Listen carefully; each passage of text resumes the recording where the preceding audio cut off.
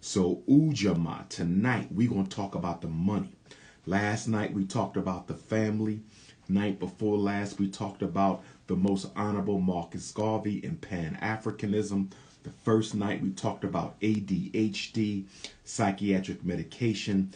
Tonight we're going to talk about the economics, brothers and sisters. The economics, the psychology of black economics. First of all, according to the latest statistics coming from the U.S. government, African people are 13.1% of the population, which equals 49 million. I believe those numbers are somewhat underestimated. I definitely believe that we are more than 13.1%, and I believe that we are more than 39 million. But for the sake of conversation, we will indulge their numbers. For the sake of conversation, we will use their numbers. Okay? From 2010 to 2012, the average pre-tax income of a white family was $63,935. I repeat, from 2010 to 2012, the average pre-tax income for a white American family, Caucasian American, was $63,935.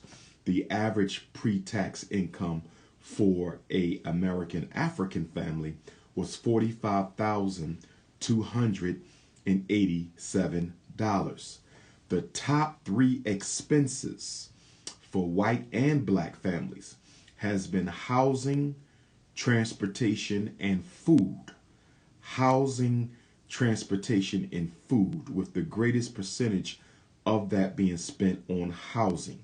The unemployment rate for the American African is twice that of the Caucasian. The Caucasian's unemployment rate in the United States is 3%. The American African unemployment rate in the United States is 6%. However, I need you all to understand that the unemployment statistic does not take into consideration incarcerated Africans.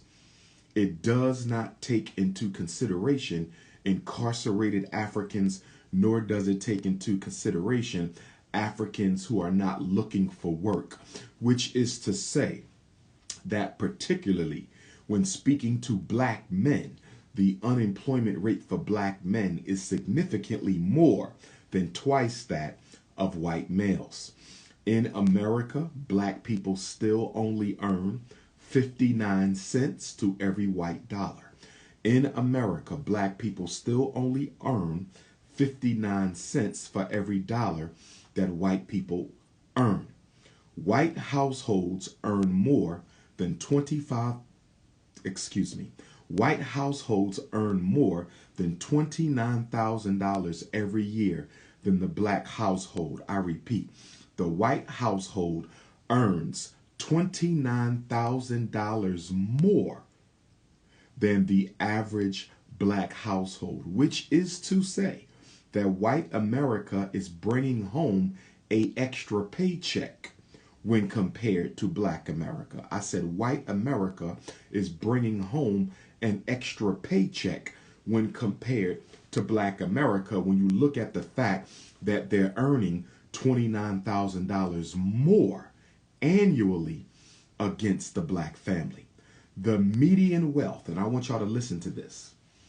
I want y'all to listen to this because I think my last Kwanzaa seminar will be dedicated to revolutionary New Year's resolutions. New Year revolutionary resolutions for the global African family. New Year revolutionary resolutions for the global African family. That's going to be New Year's Day. We need some New Year revolutionary resolutions. Not just a New Year's resolution, but we need some revolutionary New Year resolutions. And we're going to talk about that on January the 1st. But, excuse me.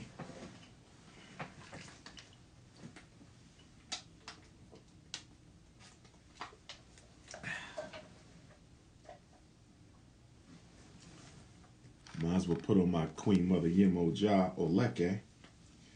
Might as well put on my Queen Mother Yemoja Oleke. It's the night of the full moon. So, brothers and sisters, pay attention to this next statistic. Pay attention to this next statistic. The median wealth of the black family in America today is $17,000. I want to repeat this. The median wealth of the black family in America today is $17,000. That is less than 1/10 of the median wealth of the white family. The median wealth of the white family in the United States is $171,000. I want to repeat that. I want to repeat that. I want to repeat that. The median wealth of the black family is $17,000. The median wealth of the white family is $171,000. I'm going to say it again. I want y'all to look at the great inequity, the great disparity. I want y'all to look at the great disparity in black wealth versus white wealth in America. I'm going to say it again. The median wealth of a black family in America today is $17,000. 17, compared to the median wealth of a white family in America, which is $171,000. That means that the median wealth of the white family is more than $150,000 more than the median wealth of the black family. The median wealth of the white family is more than $150,000 more than the median wealth of the black family. And you think that the most important thing you can do is go vote. And you think the most important thing you can do is go vote. And you think the most important thing that you can do is go vote. Less than half of all blacks in America own a house compared to 75% of whites.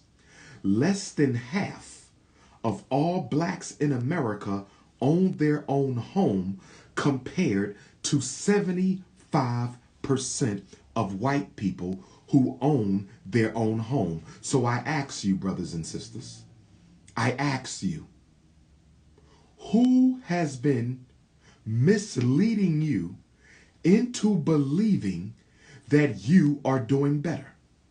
And if you are doing better today than you were doing 100 years ago, why don't you have the Black Wall Streets that we had in Rosewood, Florida 100 years ago? If you are doing better today than you were doing 100 years ago, why don't you have the Black Wall Streets like you had in Tulsa, Oklahoma 100 years ago? If you are doing better today than you were doing 100 years ago, then why don't you have your Black Star Line steamships on the water like the most honorable Marcus Garvey had? If you are doing better today than you were doing 100 years ago, why don't you have the gas stations, the hotels, the supermarkets that you used to have 100 years ago? My question to the black bourgeoisie, my question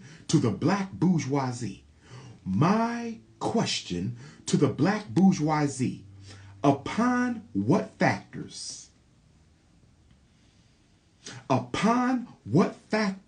are you drawing the conclusion that black people have made significant progress over the past 100 years? Because my research and my analysis proves that the black bourgeoisie has been misinforming and misleading black people into thinking they're doing better when they're actually doing worse.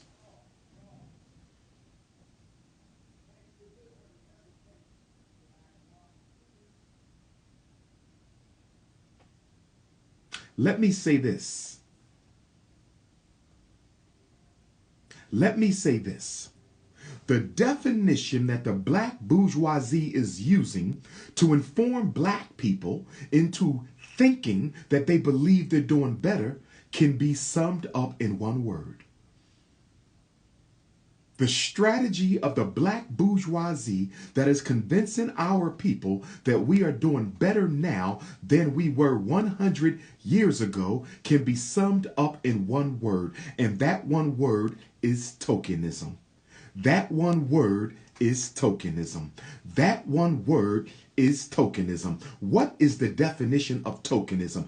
Tokenism is the political, economic strategy of making a whole people think they're doing better because a few tokens are doing better. Let me repeat it. Tokenism is the political economic strategy of making 40 million American Africans think they are doing better just because a few tokens are doing better. Once you tear off the illusion of inclusion, once you eliminate the illusion of inclusion, once you wake up from the black bourgeoisie hypnosis, you will see that you are not doing better and that they have been using tokenism to brainwash you into thinking that you are.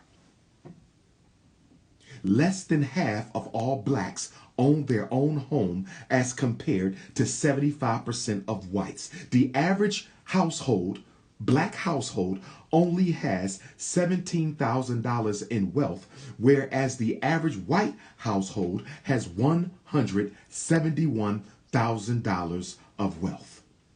The incarceration rate for black people in America is 6 times greater than the incarceration rate of white America. The incarceration rate of black America is 6 times higher than the incarceration rate of white America. America leads the world in mass incarceration, and black people are the most incarcerated. America leads the world in mass incarceration per capita, and black people are the most incarcerated. So what that means is America leads the world in locking up black people. America leads the world in locking up black people. Who said this was the land of the free? Who said this was the land of the free? Let me continue with some more statistics.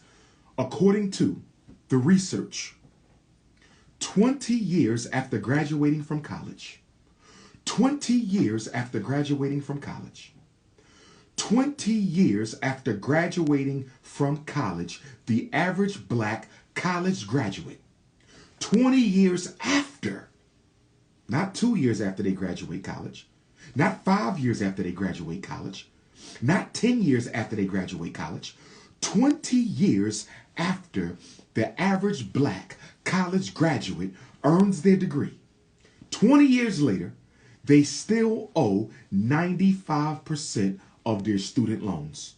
A generation later, and we still owe 95% of our student loan debt. Do you know what that means? That means your first 20 years of college, you pay your student loans, the first 20 years of college, and that whole 20 years of college only went to finance the interest on the loan. You never touched the capital. 20 years after paying on a student loan, you never touched the capital. You've only paid the interest. 20 years after we graduate, we still owe 95% of student debt after 20 years. That should be a crime. That should be a crime. That should be a crime. How can you pay your student loan every month on time for 20 years and still owe 95% of the debt on your student loan compared to whites who only owe 6% of debt on their outstanding student loans?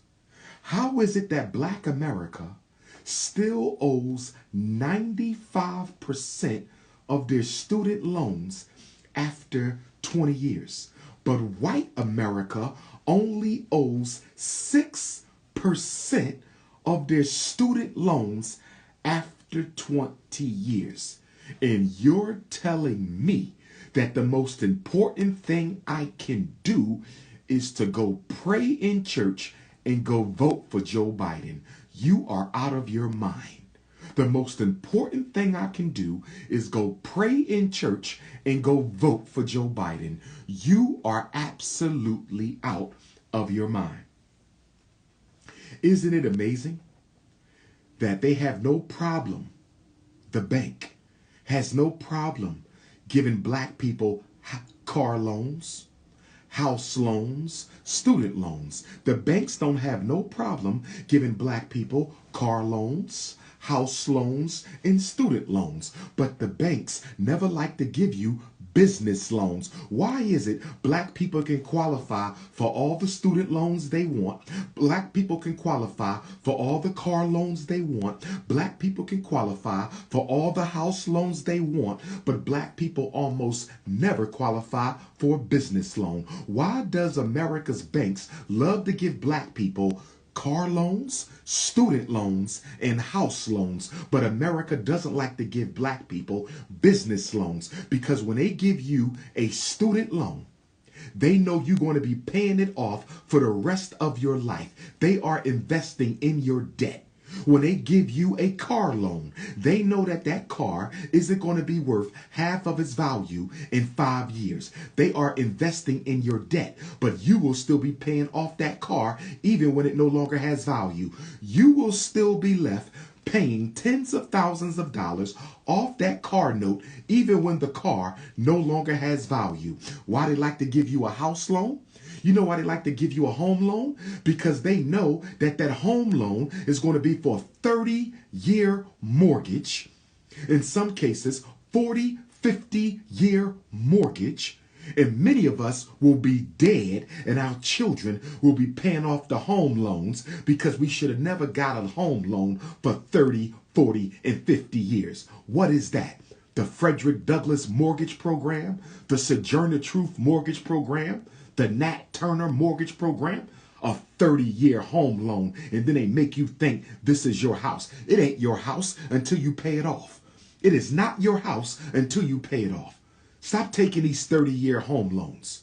Stop taking these 30-year home loans, because when you go to the ancestors, and your children pick up that loan and you know that they don't have the discipline or commitment to paying off that house, you done already spent the greater portion of your retirement paying off that house, and as soon as you die, the house goes back to the bank. As soon as you die, the house goes back to the bank, not to mention the property tax. We just talking about the mortgage. We're not even talking about the property tax. We're talking about the mortgage.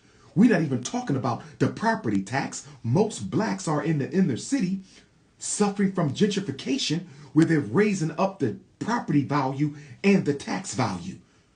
And they want to sell you a 30-year loan for a house. What the hell I want a 30-year mortgage for?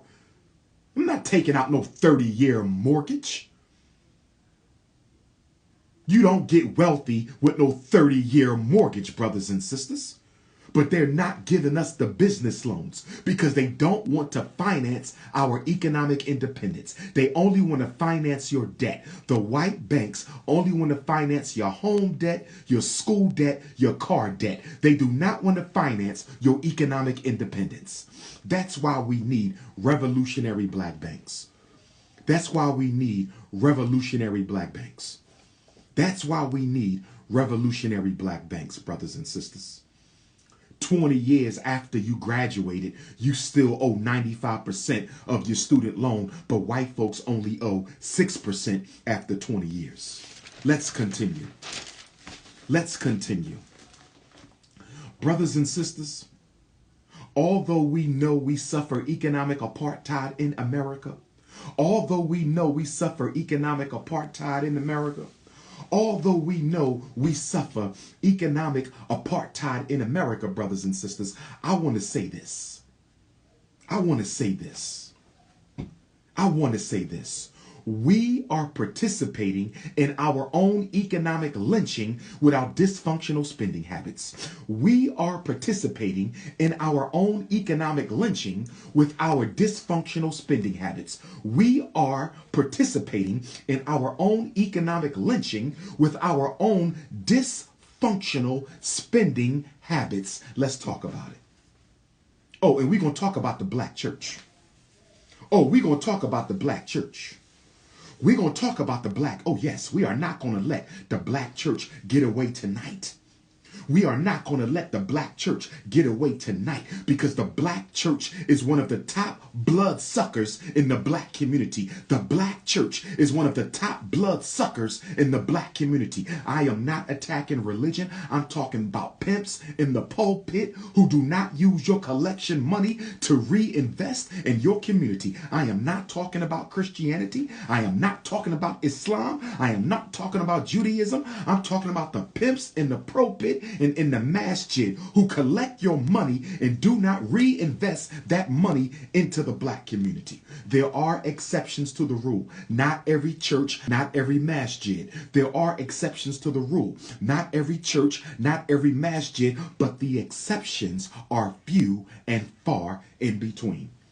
The exceptions are few and far in between. Now let's talk about your dysfunctional spending habits for a minute. We got 2 hours before the full moon tonight. Let's talk about your dysfunctional spending habits. Black people spend $573.6 million. Let's round it off. $574 million every year on beauty and grooming products such as soap and bath products. Can somebody explain to me? Can somebody explain to me why are we spending over $500 million on beauty and grooming products? I mean, my goodness. What kind of soap are you getting for $574 million? What kind of bubble bath are you using, black woman? What kind of bubble bath are you using, black woman, that's costing us $574 million a year? We are a economically retarded people. We are a economically retarded people. We got the nerve to be crying about what the government isn't doing. We got the nerve to be crying about what Donald Trump didn't do. We got the nerve to be crying about what Joe Biden is not going to do. But look at what we are not doing for ourselves. $574 million on soap and bath shower products. You have lost your mind. You have lost your mind. It gets worse than that. It gets worse than that, brothers and sisters. Kevin Gilliam, you're about to go to the block party, my brother. I didn't say you couldn't have soap, you jackass. I said we don't need to spend $574 million on soap. That's what I said. African people invented soap. Why would we not be able to use the soap? We can get black soap imported from the mother continent. We can get black soap imported from the mother continent. We can get black soap imported from the mother continent. And by doing so, we can keep our costs down, and we can at the same time be investing in African infrastructure for those who are not afraid and unashamed and insecure about being an African. Why can't we import African black soap without all the side effects and all the toxic chemicals? Why can't we wholesale import African black soap, which is the best soap I've ever used? No soap I bought from the drugstore is better than African black soap. So why can't we import African black soap? And by doing so, we're investing in Africa. That's why we need the Black Star Line. That's why we need an American African independent distribution network. That's why we need that.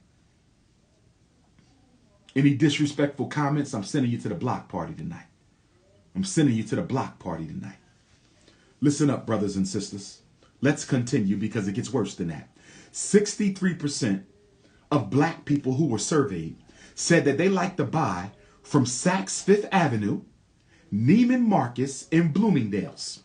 63% of black people surveyed said they like to buy from Saks Fifth Avenue, number 1, Neiman Marcus, number 2, Bloomingdale's, number 3. Can I ask you a question? Because I've never shopped at Saks.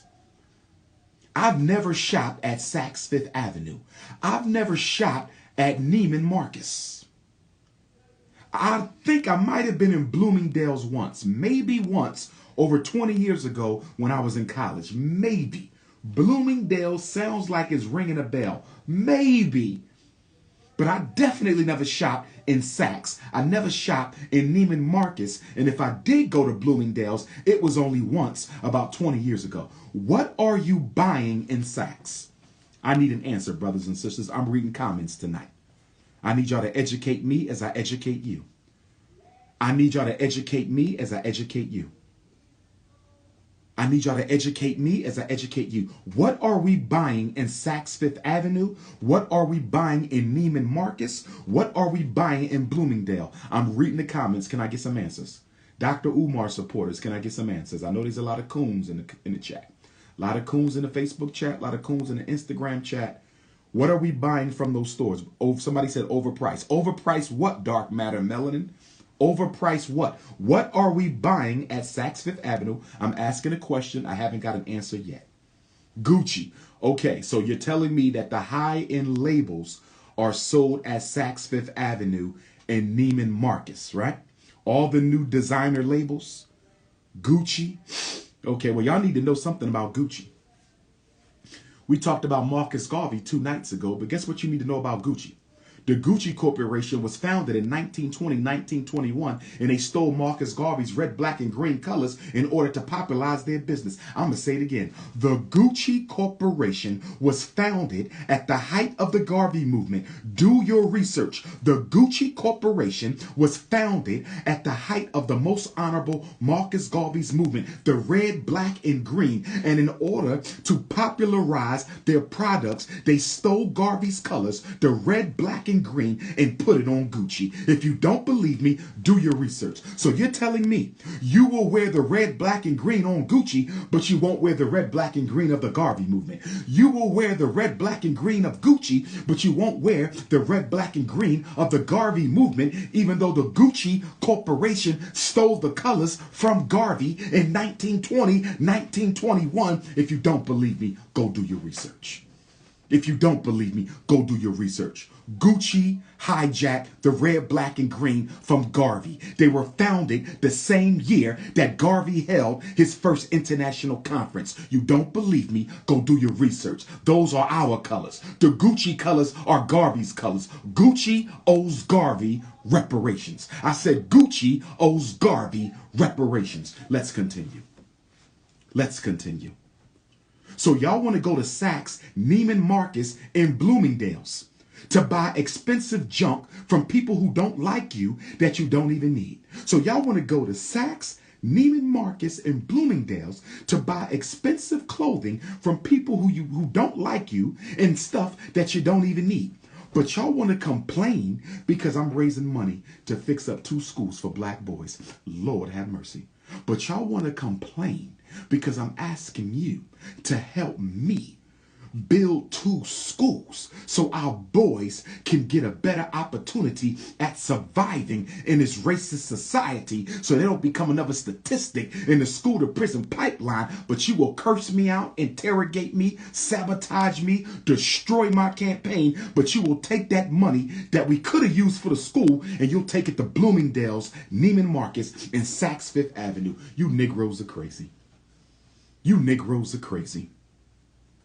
You Negroes are crazy. Twine 23. Don't get blocked, my brother. Book of Negroes. You will be added to the book of Negroes. If I block you, you're not coming in my school for the rest of your life. Choose your words carefully, brother. I'm not in a joking mood tonight. My people in trouble. I'm not in a joking mood tonight. All right? Let's keep on going. Here's a big problem that we have, African people. Here's a big problem that we have.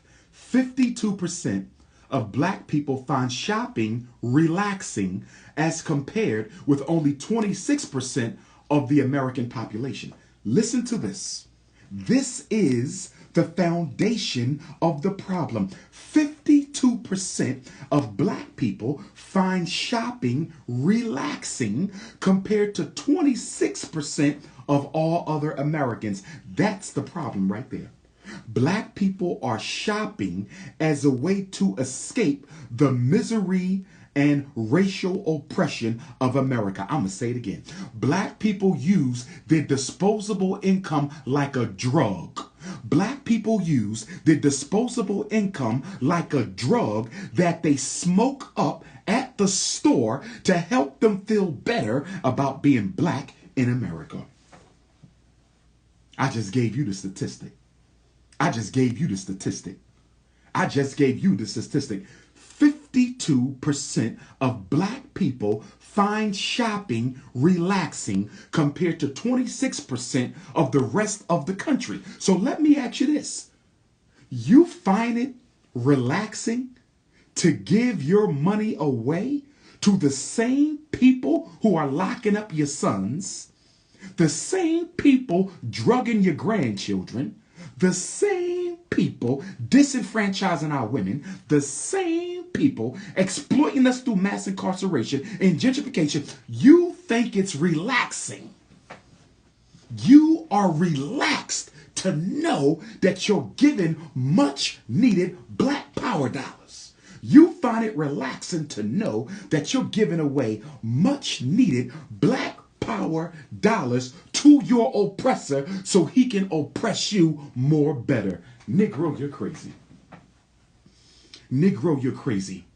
That's why I respect this man, this Pan-Africanist, Booker T. Washington, who started the National Negro Business League. That's why he's on my wall. The man who inspired the most honorable Marcus Garvey to build the largest black movement in modern history. That's why I respect Booker T.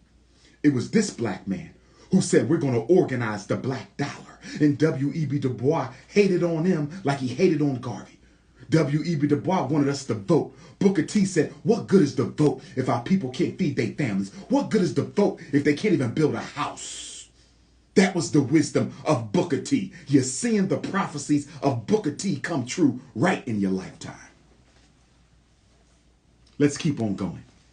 So 52% of y'all find shopping relaxing, which means it is a form of self-medication. Black shopping is a form of self-medication. Black shopping is like smoking a blunt to deal with your stress. But instead of smoking the blunt, you're just smoking your money away. Instead of smoking the blunt, you're not burning the blunt wrapper, you're burning the money in your pocket. You're not smoking the blunt, you're smoking your wealth away, smoking your dollars away. We have to stop this. We have to stop this. 55% of blacks like to do what I refer to as curiosity shopping. Listen to me. So not only do half of y'all like to shop because it make you relax, on top of that problem, we have another shopping problem, and that is 55% of black people like to engage in curiosity shopping. Dr. Umar calls it curiosity shopping. This is coming from the statistics, but I'm using my words. Curiosity shopping. Do you know what curiosity shopping is? I know my sisters know what this is. I know my sisters know what this is. Our gangster rappers know what this is too. Curiosity shopping is when you decide. Curiosity shopping is when you decide to walk into a store. You don't need nothing. You don't need anything in the store. You don't need nothing they selling. But you're curious to see what they have in there. You're curious to see what they selling. And so you just go around walking through stores. You don't need nothing. You don't need anything, but the money in your pocket is burning a hole in it. Your money is burning a hole in your pocket. And so you go into the store and you start curiosity shopping, which means you're just wandering around to see what they got. Wandering around to see what they got. And curiosity shopping is not the same as window shopping. Window shopping, you don't go in the store. Window shopping, you stay outside. Curiosity shopping, you go inside the store that you don't need nothing from, and you start walking around and looking around, and you say, oh, this hat is cute, and that right there, I wonder how this works, and I wonder about this, and this is on sale. I don't need it, but I'm gonna buy it just because it's on sale. And that's another problem American Negroes have. We, more than any other person in this country, buy stuff just because it's on sale. How many of you got a closet full of clothes that you don't even wear and you bought it just because it's on sale? How many of you got all kind of household items that you don't even need, but you bought it just because it was on sale? But while you out there curiosity shopping, because let me say this, curiosity shopping is for economic coons. See, some of us are not political coons, but some of us are economic coons. Are you an economic coon? Be honest with yourself.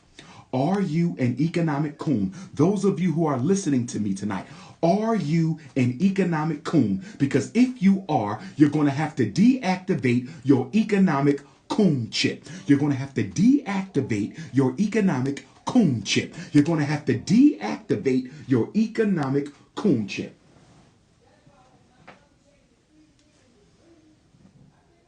You're going to have to deactivate your economic coon chip, brothers and sisters. Real serious Africans don't engage in curiosity shopping.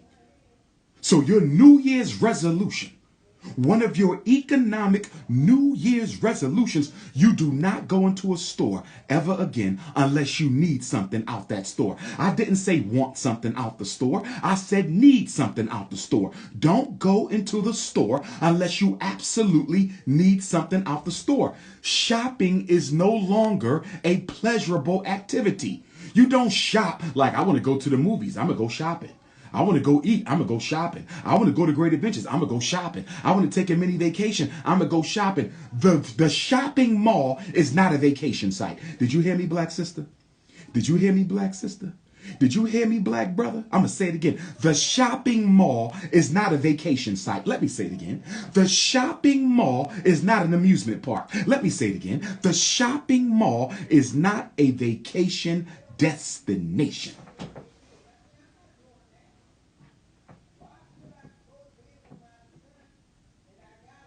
If you find this information useful tonight, black men, give me a fist. Black sisters, give me a heart. If you find this information useful tonight, black sisters, give me a heart. Black brothers, give me a fist. If you find this information useful tonight, black women, give me a heart. Black brothers, give me a fist. We getting down to the nitty gritty. And once we open up the Honorable Marcus Messiah Garvey Elementary School in the Nat Turner Jean-Jacques Dessalines Gymnasium, I promise you, we will start tackling some of these problems. We have to build a grassroots Pan-African credit union, not for no church, but for us. A grassroots credit union to reclaim the black dollar. Because if there is no black dollars, there will be no black power. The revolution must be financed. Independence must be financed. Black liberation must be financed. There can be no black power without the black dollar. There can't be no black power without the black dollar, brothers and sisters.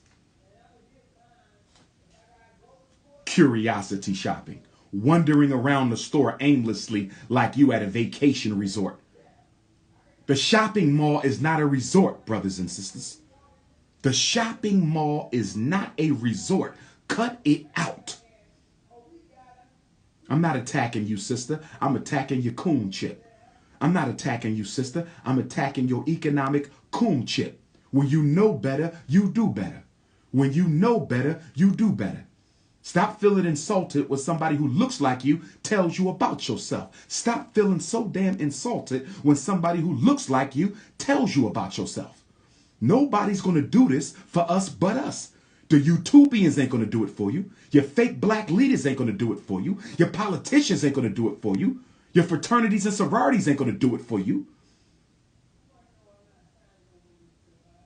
There's only a few of us who are going to really do this work, and we don't have time to waste. Serious people only.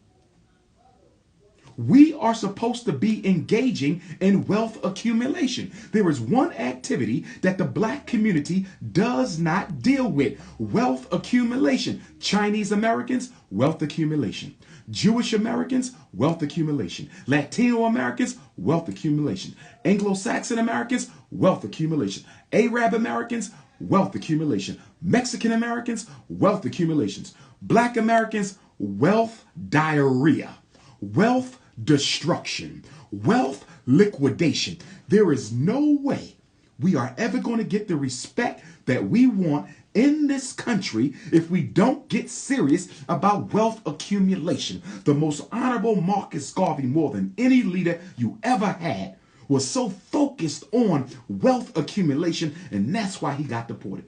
The Black Star Line would have cut the white man out the black dollar, so Garvey had to go. He was going to bring the products straight from Africa to black America. He was going to bring the products on the Black Star Line straight from the Caribbean to black America, straight from Central and South America to black America. We need a distribution network. We need a distribution network. A black global distribution networks. Ships, trains, planes, trucks. Ships, trains, planes, trucks. Ships, trains, planes, trucks. Ships, trains, planes, trucks. That's distribution. That's distribution. Where is our black economy? We don't have it. All these fake leaders been running around for decades talking, ain't done nothing for black America yet. All these fake leaders been running around talking, ain't done nothing systematically to change black America yet, but preach to you about religion. We don't need no damn religious talk. We need political economic organization. Let us continue.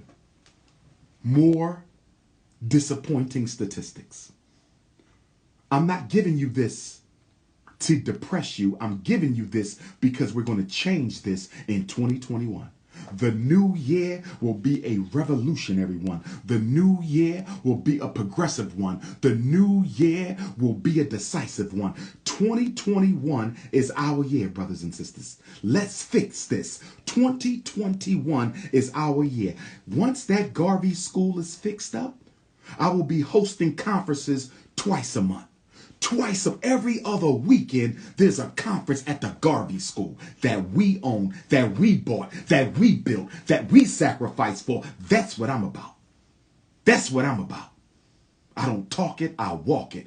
Corey, let me write your name down. Corey Payne, House of Negroes, Book of Negroes, and I'm going to block you too, brother. For some reason, I can't block on Facebook, but Corey is banned from the school. Book of Negroes. Let us continue, brothers and sisters. Black people are 34% more likely to be influenced by the store staff. Listen to this. When you go shopping, you are 34% more likely to be influenced by the store staff. When you go shopping, you are 34% more likely to buy something if the white person selling it smiled at you. Do you see your Willie Lynch chip here? Do you see your Willie Lynch chip being activated? This is the statistic. 34%. Black people, 34% more likely to buy something if the store staff smiles at you or recommends that you buy it. So that means white folk can make you spend money on stuff you don't even need.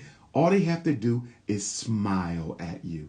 And do you know why you like your oppressor to smile at you? Because it gives you a sense of false acceptance.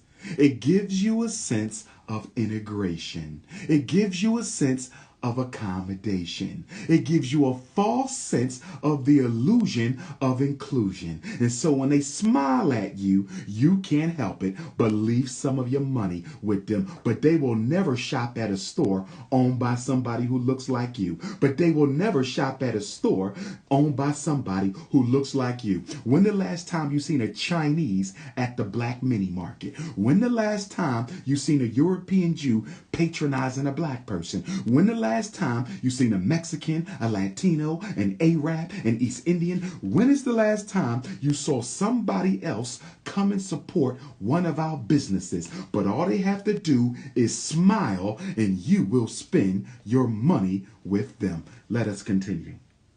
Black people are 28% more likely than all other Americans to be influenced by in-store advertising. You will buy something because there was an ad in there that you liked. Now, let me break this one down. The reason we are 28% more influenced by store ads is because merchandise marketing has one goal. Merchandise marketing has one goal. I'm giving you the psychology of capitalism, the psychology of consumerism, the psychology of black economic dysfunction. Let me tell you why black folks are 28% more likely than all other Americans to be influenced by the in-store advertising.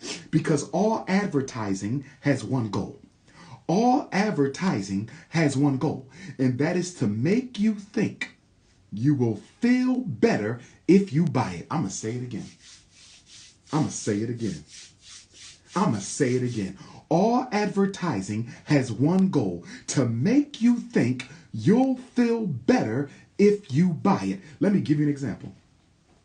Have y'all noticed all the commercials that we've been seeing the last couple of years that show black women with white men car shopping, black women with white men food shopping, black women with white men jewelry shopping, black men with white women house shopping, black men with white women school shopping, black men with white women merchandise shopping? Do you know why they do that? Why so many interracial couples in the merchandise now? Because they want black men to think that if you get this Mercedes, you'll get you a white girl. They want the black women to think that if you buy this weave, you'll get you a white man. That's right. That advertising is designed to make you think you will feel better if you buy it. Black people buy twice as many Mercedes Benzes as white people. This is a statistic. Black people in America buy twice as many Mercedes Benzes as white folk. But yet, your average household wealth is $17,000. And white people's average household wealth is $171,000. So can you explain to me, please? Can you explain to me, please, why somebody with only $17,000 of wealth is buying a Mercedes Benz and buying more of those Mercedes Benzes than their white counterparts who have $150,000 more of wealth assets than you have? How are you buying the Mercedes and the white person is not? How are you buying the Mercedes with $17,000 of wealth, but the white folk got $171,000 worth of wealth? Because I done already told you, black people go shopping to feel better about their reality. Black people go shopping to intoxicate themselves against the brutal, harsh nature of American oppression. Black people go shopping to self-medicate from their blackness. That's right. That's right. I'm giving you facts tonight. What did Will Smith say? Will Smith said black people spend too much money they don't have buying stuff they can't afford to impress other black people they don't like. Black people spend too much money they don't have to buy stuff they don't need to impress people they don't like. Black people spend too much money they don't have to impress people they don't like, buying stuff they don't need. Will Smith, West Philly, stand up. Black people are 27% more likely to be influenced by the merchandising. Let's go on. Because the merchandising, the advertising makes you think, I'ma feel better after I buy this Mercedes. I'ma feel better once I buy this house in a white suburb. I'ma feel better once I send my kids to a white private school. I'ma feel better once I get this Rolex. I'ma feel better once I get these Timbs. I'ma feel better once I get the new LeBrons, once I get the new Gucci's, once I get the new Maybach, until that first bill come in. Soon that first house note car note come in, you go right back into a Negro depression. You go right back into a Negro depression. You go right back into a Negro depression. Let's go on to the next statistic because I have to stop by 10:30 so I can meditate. Let's go to the next statistic. Black people, listen to this. Black women, I need your full attention. Black men too, but black women, I need your full attention. Black men too, but black women, I need your full attention for this next statistic. Let me take a sip of water before I drop this next statistic. Conspicuous consumption for the coon community.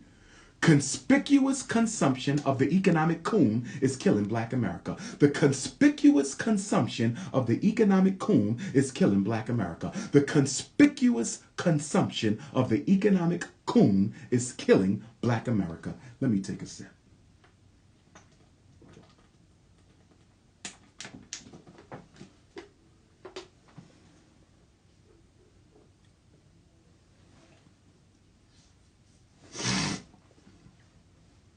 And then they want to hate on me. They want to hate on me. They want to hate on me. He the number one scholar. He the number one this. I am. Nobody in this country talk to you the way I'm talking to you. Nobody do. That's why I'm King Kong.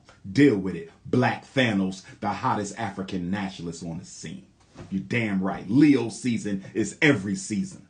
Leo season is every season. Let me continue. Are y'all ready for this next statistic?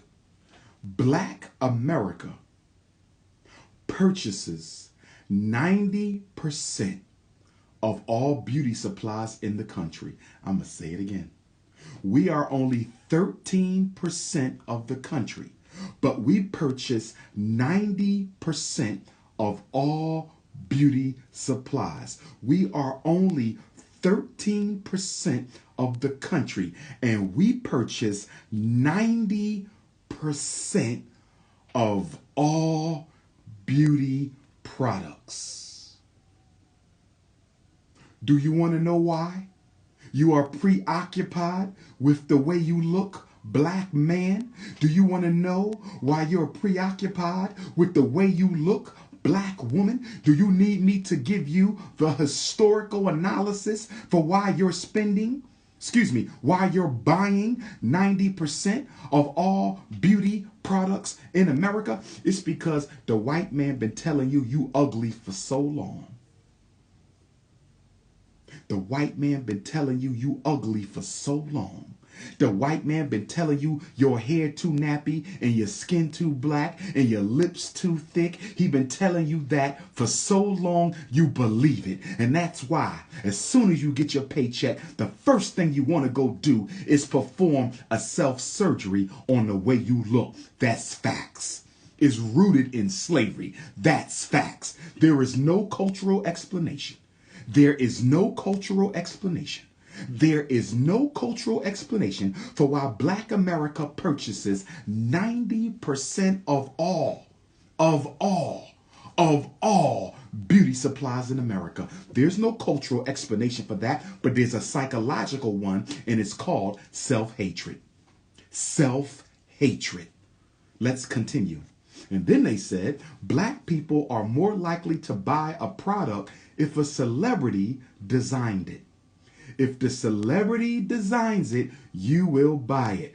LeBron sneaks, the Jordans, the Yeezys, anything that one of these Negro entertainers put their name on, you will run out and buy it because you are addicted to status symbols. You are addicted to status symbols. You are addicted to status symbols. Expensive things make you feel important. And since no black person wants to feel like the other black people, we go out of our ways to separate ourselves with expensive junk. It's all based on your self-hatred. Let's continue. 96% of the top 1 million households in America are white. Did y'all hear that? 96% of the top 1 million households, wealth and income, 96% of the top 1 million households in America, 96% of the richest households are all white. Are all white. 96% of them. We are being robbed of our wealth. We do not live in a democracy. We live in a white aristocracy. We do not live in a democracy. We live in a white aristocracy. We do not live in a democracy. We live in a white aristocracy, brothers and sisters. This is the rule of rich white people over poor black people. This is the rule of rich white people over poor black people. This is not a democracy. I don't care who you vote for. I don't care how often you vote. I don't care who wins. This is not a democracy. It is a white aristocracy. The rule of rich whites over poor blacks with a layer of coons in the middle known as gatekeepers. They used to be scholars. Now they athletes and entertainers. The black gatekeepers used to be scholars, but now they're athletes and entertainers. The black gatekeepers used to be scholars. Now they're athletes and entertainers. Your favorite rapper is selling out your hood. Let's continue. 100 richest Americans control more wealth than all of black America put together. I'm going to say it again. I'm going to say it again. It breaks my heart. The 100 richest Americans in the United States control more wealth than all of black America put together. Let me say it one more time. For all y'all, we've come a long way, Negroes. For all of you, we've come a long way, Negroes.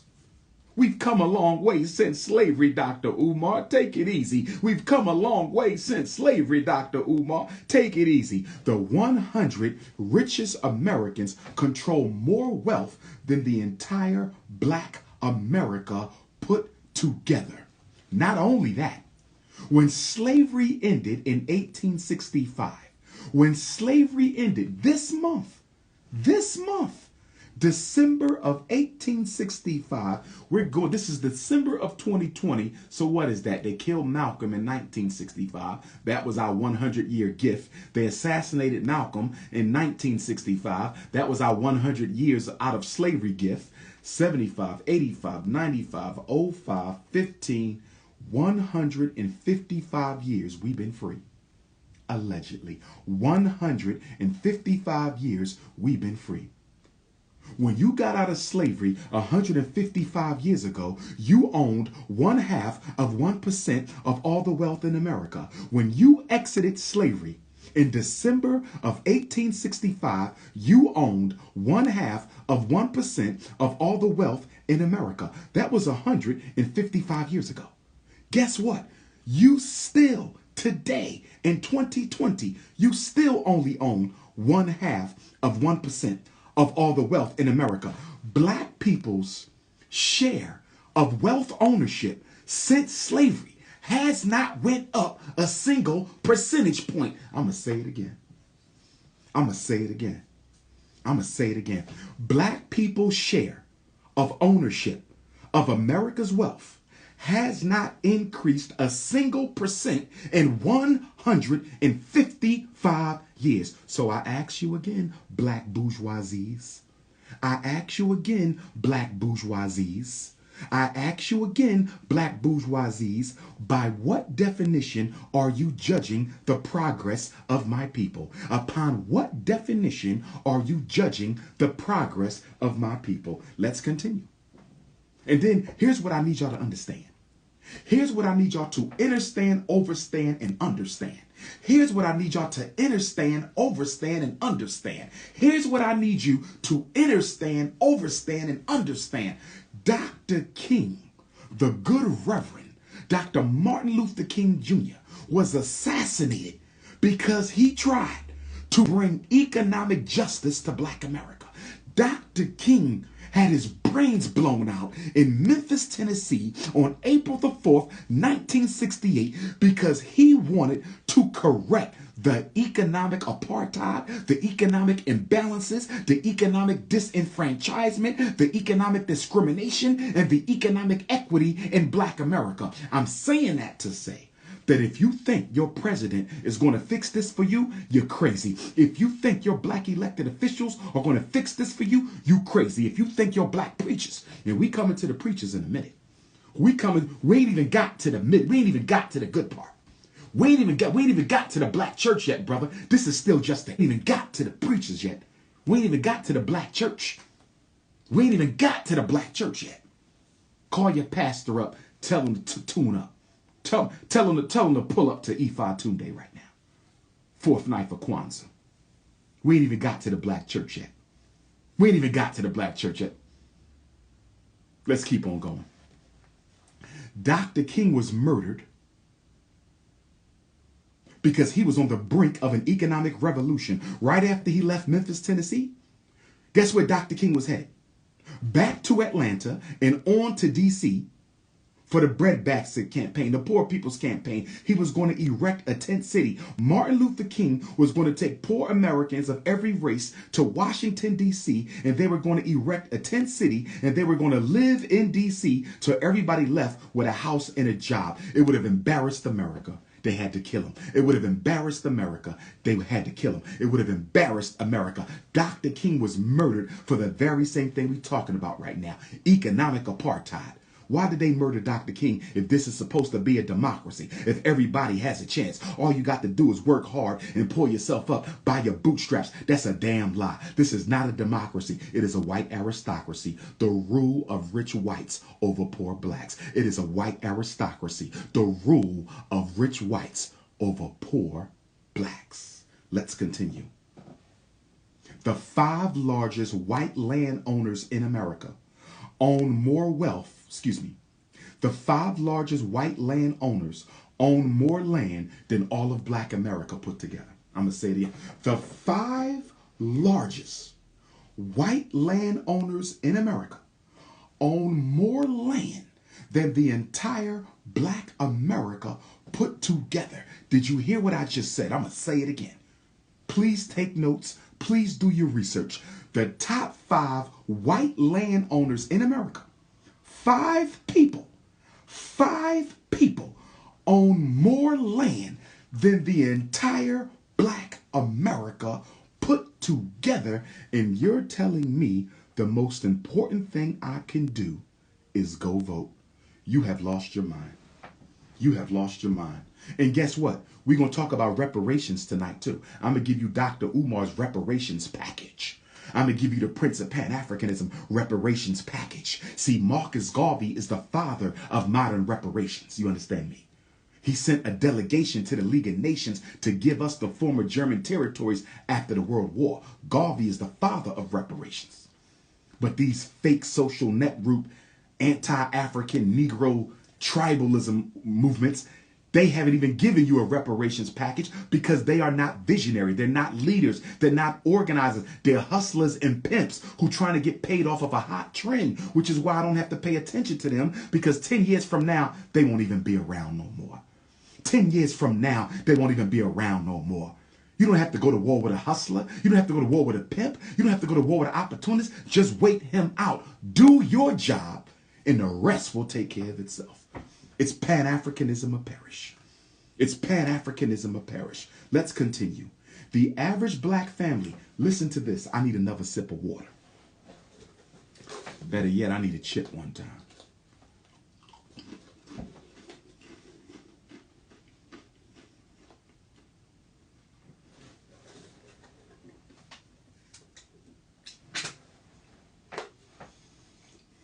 Make sure y'all donate. Make sure y'all donate. Oh, we're going to talk about the historically black colleges too. Oh, they coming up. I got them in my assessment. We're going to talk about the presidents of the historically black colleges and universities. We're going to talk about these presidents of the historically black colleges and universities because they ain't been doing their job. The presidents of the HBCUs have been selling us out. I'm going to say it again. The presidents of the HBCUs and the black pastors of America have been selling us out. I'm going to talk about the HBCU presidents too. That's right. I'm going to talk about reparations too. That's right. I'm going to talk about the black church too. That's right. You listening to the Prince. Let's get into it. Listen to this statistic. Listen to this statistic. The average black family would need 228 years to build wealth that is equal to a white family. I hope you hold me. Did you hear what I just said? Did you hear what I just said? Brothers and sisters, did you hear what I just said? According to the research, the average black family would need 228 years. 228 years in order to grow the wealth of the average white family, brothers and sisters. Did y'all hear that? The reason I need you to donate is because we have 2 schools in Wilmington, Delaware that we purchased last year, 1 week before the Honorable Frederick Douglass's birthday. On February the 7th of 2019, we bought 4 buildings, including 2 schools in Wilmington, Delaware. A former black charter school campus now belongs to you. A former black charter school campus in Wilmington, Delaware is now the property of the African race. It is the Frederick Douglass and Marcus Garvey RBG International Leadership Academy. We have been struggling for the past year and a half to get the renovations done inside the schools. The schools are in excellent condition. The elementary school, which is the Garvey School, is right across the street from the high school, which is the Douglass School. Right now, the electric system is being totally refabricated, rehashed, renovated, repaired. New Year's Day, the electric will be done. New Year's Day, the electric will be done. And then we want to get the HVAC system repaired, the plumbing system repaired, and then all we got to do is carpentry, and we have to paint. I want to have the school ready for a grand opening community empowerment conference this summer. I want to have the Marcus Garvey Elementary School and the Nat Turner and Jean-Jacques Dessalines Gymnasium completely restored by the summertime.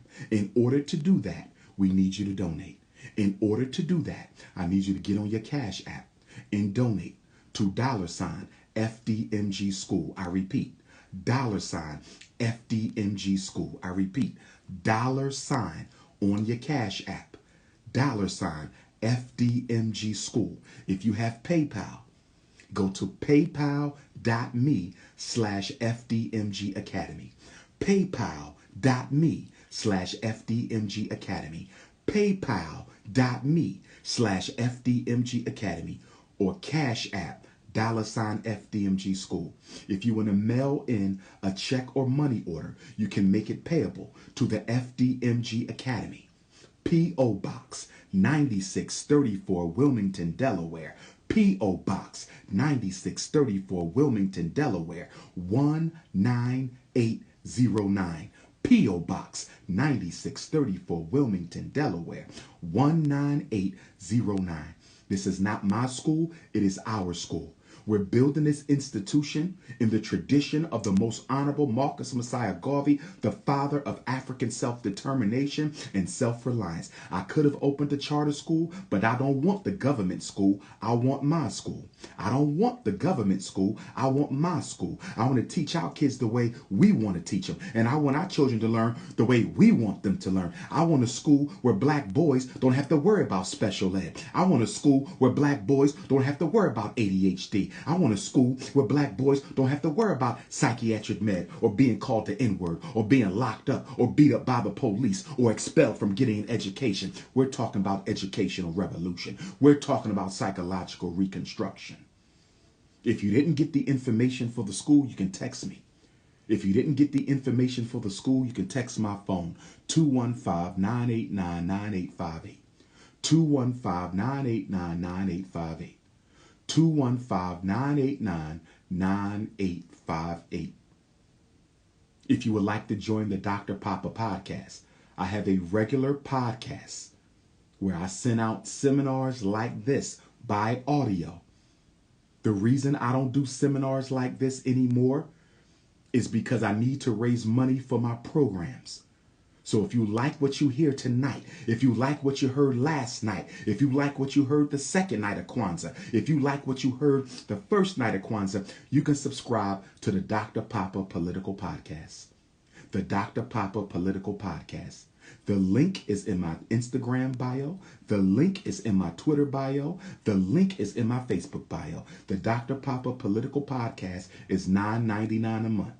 We have 24 episodes. If you sign up before the new year, you will get all 24 back episodes. If you sign up for the Dr. Papa Podcast before the new year, you will get all 24 of the past episodes. And I also have a For Sisters Only podcast that just started.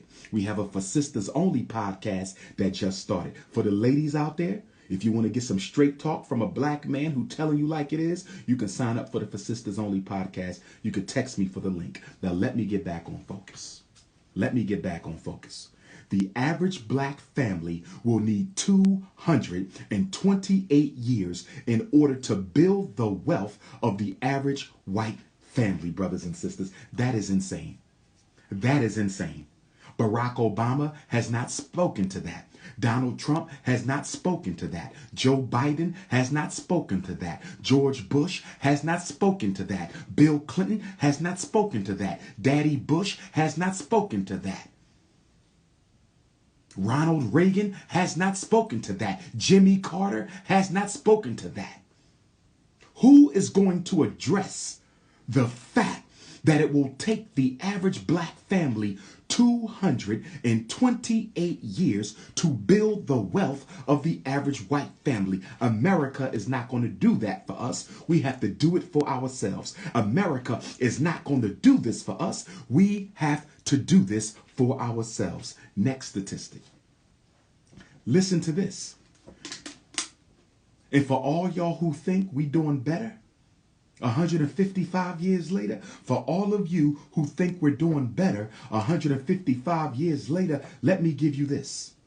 From 1983 to 2013, the average wealth of white families increased 84%, which is 3 times the wealth increase of black America. I'm going to say it again.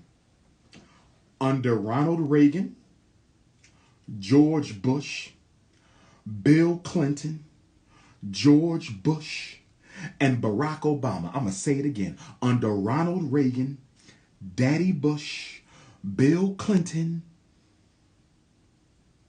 son Bush, and Barack Obama, from 83 to 2013, the average wealth of the white family increased 84%, which is 3 times the wealth increase of black America. So help me understand something.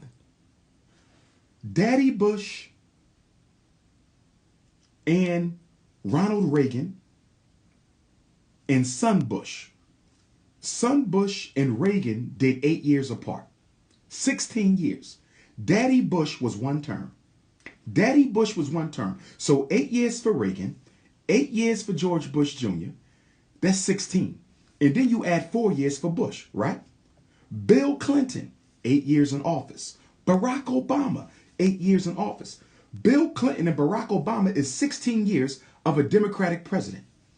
Reagan, Bush, and Bush is only 4 extra years. So if the Republicans only had 4 more years, how do you explain the white families getting an 84% wealth growth and the black family getting less than 30% wealth growth? How do you explain that? How do you explain the discrimination? How do you explain the economic disparity between white wealth and black wealth? Let's keep going.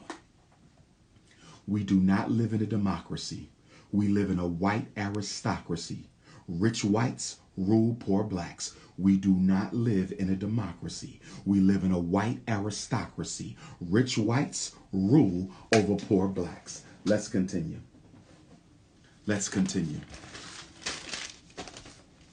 Time check.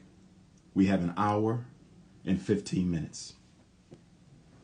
And I'm getting sick and tired of black people. Every time white people do something to us, we want to boycott the school. Excuse me, we want to boycott the white business. We want to boycott Walmart. We want to boycott the theater. We want to boycott this white business. And we want to boycott that white business. That is not a solution. Boycotts are not solutions. Do you want to know why boycotts are not solutions? The reason why boycotts are not solutions is because you shouldn't be buying from them anyway, because you should have your own businesses. Let me say it again. The reason boycotts are not solutions is because you should have never been shopping there in the first place. You're supposed to have your own businesses. I'm tired of us begging to give our money away. I'm tired of us begging to give our money away. I'm tired of us begging to give our money away. I'm tired of us begging to give our money away. We don't need a boycott. We need full divestment, full economic divestment. That means we pull our money out of the white bank. We pull our money out of the white businesses. We pull our money out of all of the white corporations and put it into black businesses and black banks and black corporations so we can build black power. You must have black dollars in order to build the black power. Let's continue. Did you know most of the government's wealth has been used to build programs that go to white folks who are already rich? I'm going to say it again. I'm going to say it again. According to the research, most of the United States government programs to help people build wealth go to white people who are already rich. I'm going to say it again, my Democratic loving Negroes. I'm going to say it again, my Democratic Party loving Negroes. Most of the U.S. government's programs that are intended to build wealth mostly go to white families that are already rich. Next statistic. According to the National Priorities Project,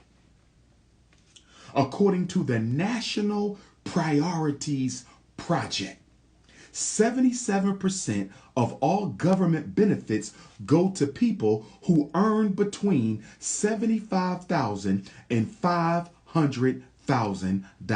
And you thought black people were the biggest recipients of welfare. And you thought black people were the biggest recipients of welfare. And you thought black people were the biggest recipients of welfare. I'm going to say it again. According to the National Priorities Project, 77% of all government benefits go to people who earn between $75,000 and $500,000. They've been running a scam on you. Like Brother Malcolm said, you've been had, you've been hoodwinked, you've been run amok, led astray, bamboozled, brothers and sisters.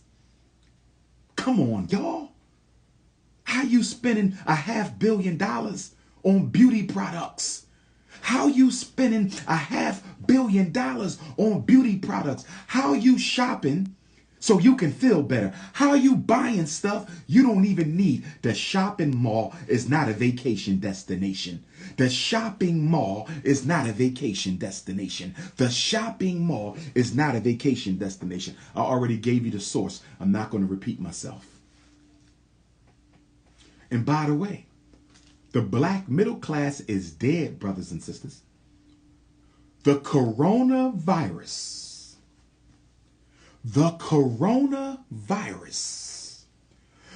One of the goals of the coronavirus was to destroy the black middle class. I'm going to say it again. Y'all not listening. Y'all not listening. Y'all not listening. One of the goals of the coronavirus was to destroy the black middle class. You don't believe me? You know how many people I know and how many people you know? Do you know how many people I know and how many people you know was living a nice middle class life until Corona hit? How many black businesses you've seen go out of business? How many black middle class people have you seen get laid off of work because their boss can't pay them no more? How many black folks who was living good before March of 2020 ain't living good right now? The coronavirus was used to destroy the independent black business owner. The coronavirus was used to destroy the black middle class. You don't have a black middle class no more.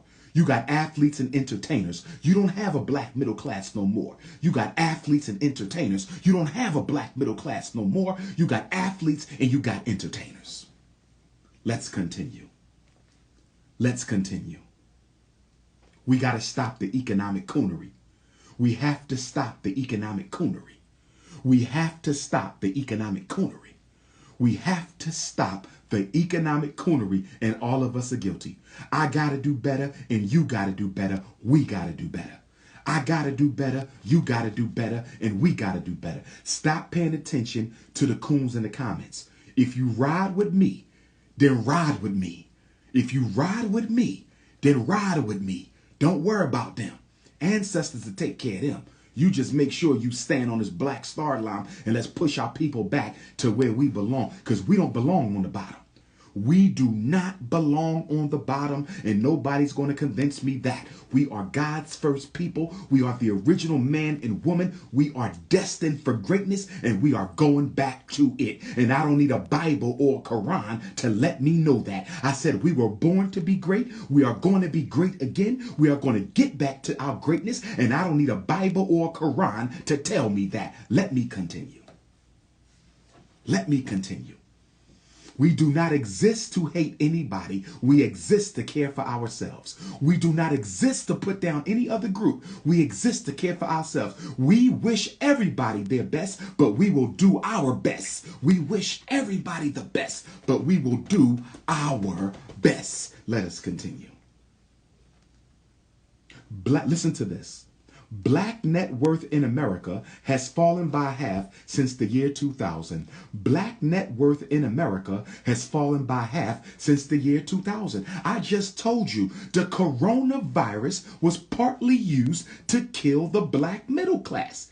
All you have now are haves and have-nots. All you have now are haves and have-nots. You either have what you need to take care of your family or you don't. You either have what you need to take care of your family or you don't. First of all, the black middle class was a government creation. After integration, after the Civil Rights Bill of 64 and the Voting Rights Act of 65, the government deliberately started training and hiring black people to give you the illusion of inclusion. That's why most black middle class people are government employees. I'm going to say it again. Most middle class black people are government employees. I'm going to say it again. Most middle class black people are government employees. Think about all the black middle class people you know. They work for a state university. They work for state government, city government. They drive the bus. They police, ambulance people, and nothing wrong with this. This is all respectable. All respectable. Don't get me wrong. They are teachers. Okay? Think about all the black middle class people you know. They are government employees. Because white people don't hire black people. And the government knows this. The government knows white people don't hire black people. So they had to hire us themselves. And now the government is claiming to be struggling economically. They are shrinking the black middle class out of existence. And it started with COVID. They are shrinking the black middle class out of existence. And it started with COVID. They are shrinking the black middle class out of existence. And it started with COVID.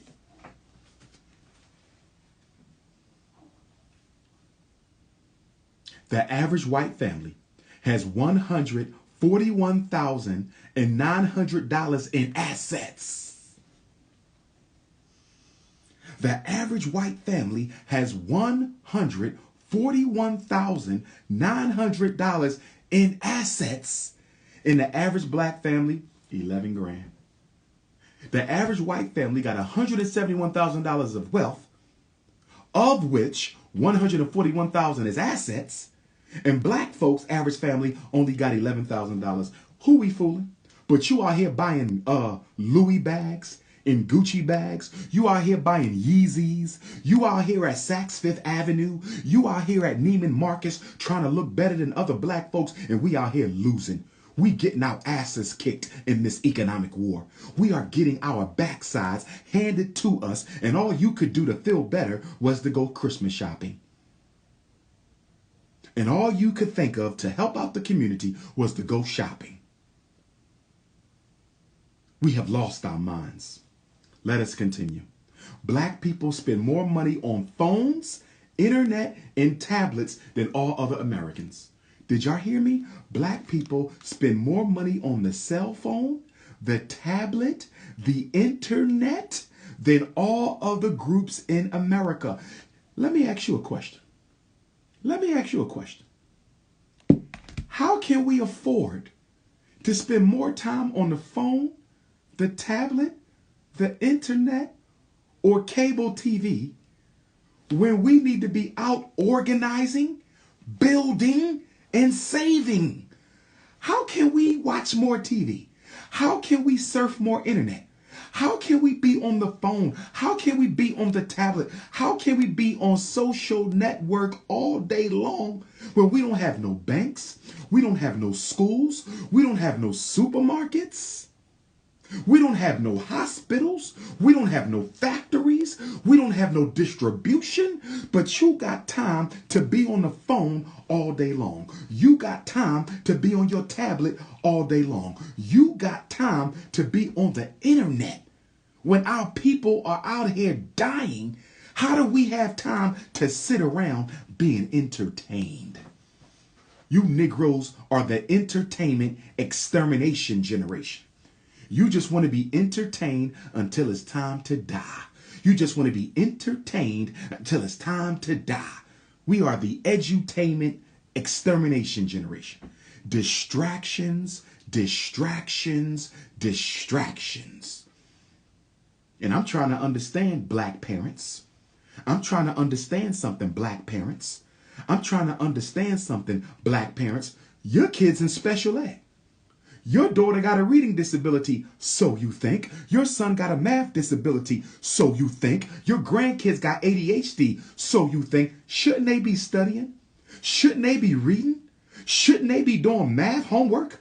Shouldn't they be at the table with the encyclopedia, the thesaurus, the dictionary? How is it the special ed kids got time for their own cell phone? If your child is in special ed for a learning disability, they should not have a cell phone. If your child is in special ed for a learning disability, they should not have the internet. If your child is in special ed for a learning disability, they should not have a TV in their room. If your child is in special ed for a learning disability, they should not have a video game unit. Did you hear me? Did you hear me, black parents? Did you hear? I'm going to say it again.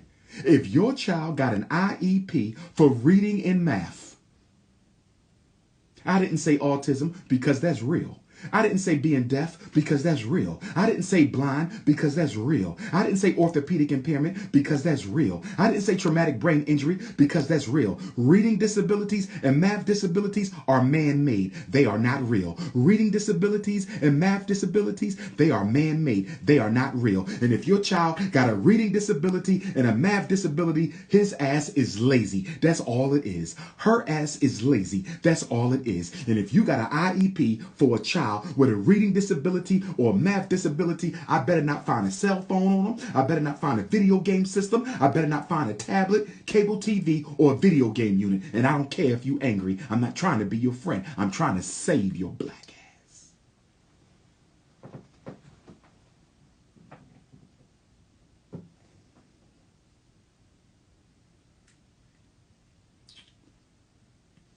If you're watching this on Facebook, I recommend you share it to your own page and make every parent you know watch it. You watching this on Facebook, share it to your page, make every black person you know watch it. Don't just make them watch tonight's Kwanzaa message on economics. Make them watch last night's Kwanzaa message on the black male-female relationships. Make them watch 2 nights ago Kwanzaa message on the most honorable Marcus Messiah Garvey. Make them watch the first night of Kwanzaa message on ADHD and psychiatric meds. I hate to brag, but my 7 nights of Kwanzaa seminars are the strongest and most relevant in the country. I hate to brag, but my 7 nights of Kwanzaa seminars, and this is only the 4th one. I got 3 more to go, and I done already destroyed all the competition. I don't care what the organization is. I don't care who the presenter is. There is nothing in this country that is stronger than these 4 seminars I have done thus far, and I'm only halfway through. King Kong consciousness. I don't care if you're mad. King Kong consciousness. I don't care if you're mad. Black Thanos. I don't care if you're mad. Notorious RBG. I don't care if you're mad. Intercontinental Ifa Tunde. I don't care if you're mad. There can only be one king, and I am he.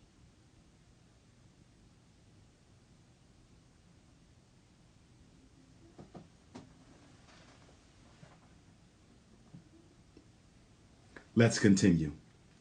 Let's continue. Here is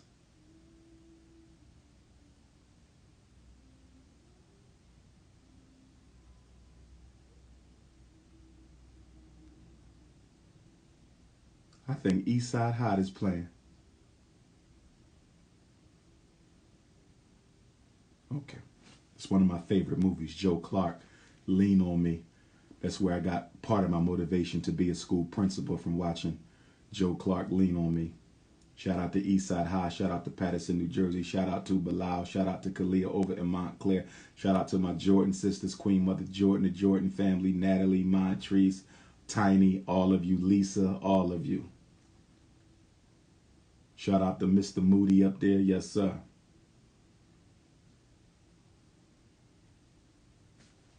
Next statistic.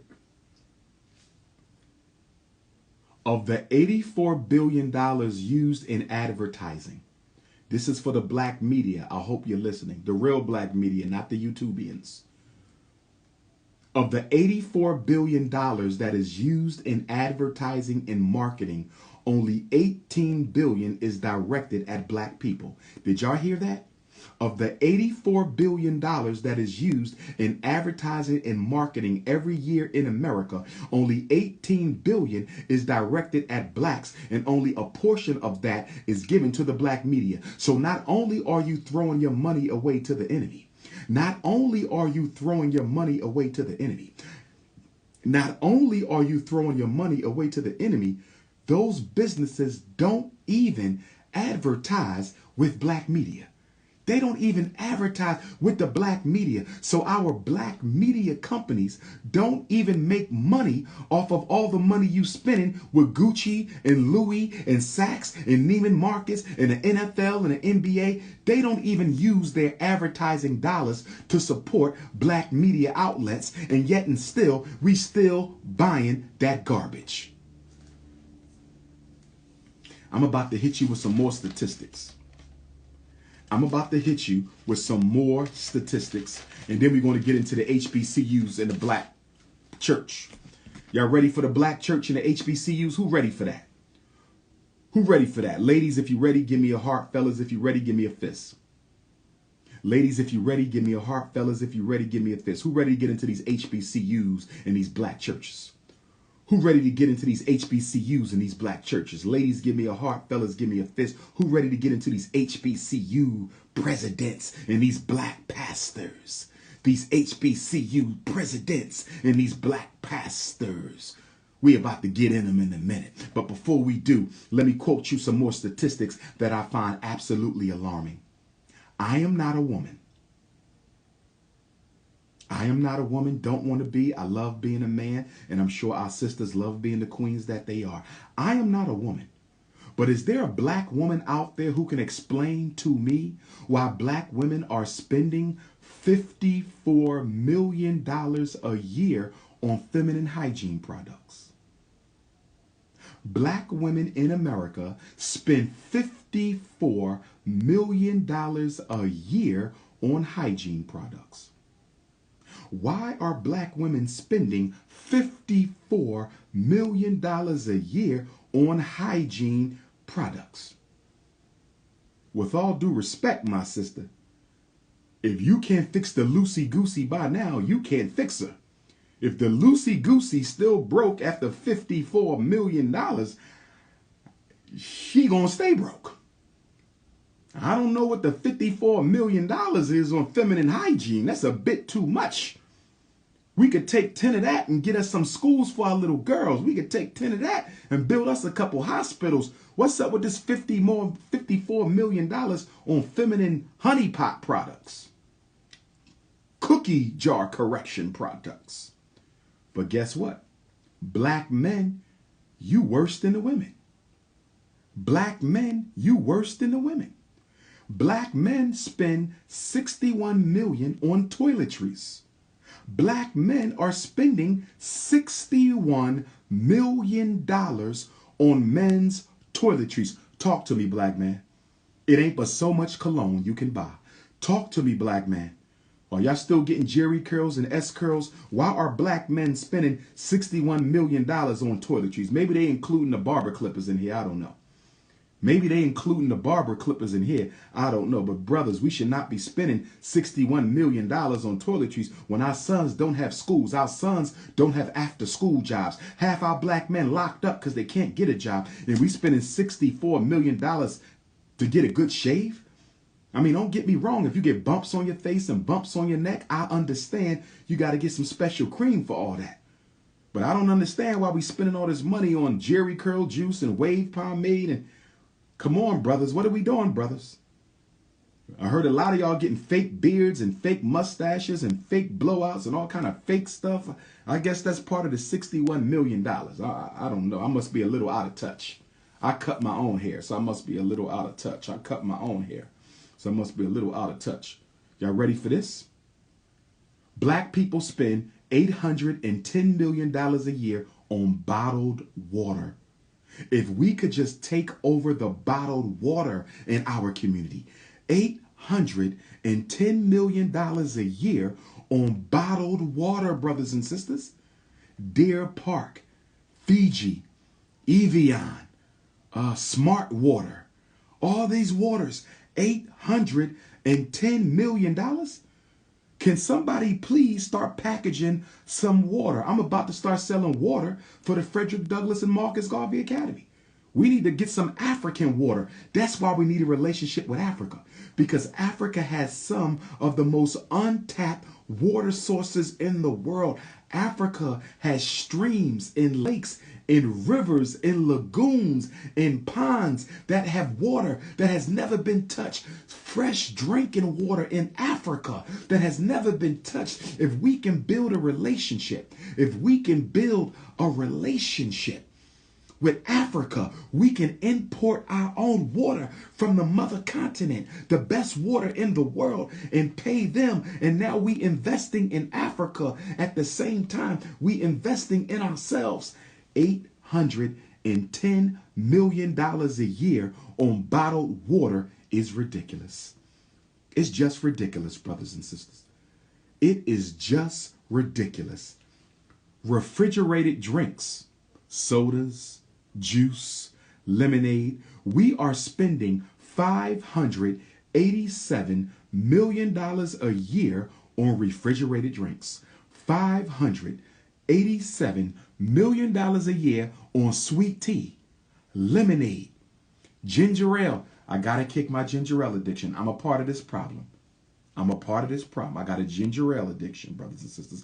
I'm going to try to kick my ginger ale habit in the new year, because I cannot be contributing to this. I cannot be contributing to $587 million a year in Black America on refrigerated drinks. We cannot have that. We cannot have that. Black women, you are spending, beautiful African queens, listen to me, black sisters. Black women are spending $151 million a year on perfume alone.